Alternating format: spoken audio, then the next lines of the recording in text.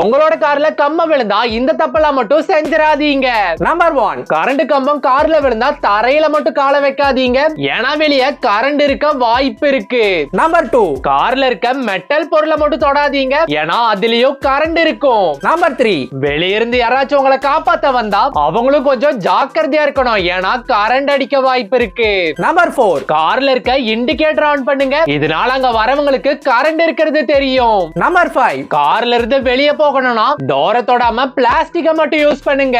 Number 6, டோரை திறக்க முடியாட்டி கையால இல்ல காலால தள்ளுங்க. நம்பர் 7, வெளியே வந்ததுக்கு அப்புறமா டோரை சாத்துறேன்னு தெரியாம கூட கதவை தொட்டுறாதீங்க. நம்பர் 8, வெளியே வரும்போது குதிச்சு இறங்குங்க. அப்புறம் உங்க காலை ஒண்ணா வச்சு கைய கட்டிக்கோங்க. உடம்புல கரண்ட் போகாது. நம்பர் 9, காரை விட்டு இறங்கினது ஓடாம இந்த மாதிரி நடந்து போங்க. நம்பர் 10, 30 அடி வரை காலை உயரமா வச்சுட்டு போங்க. ஏன்னா சுத்தி கரண்ட் இருக்க வாய்ப்பு இருக்கு. என்ன புரிஞ்சுச்சா?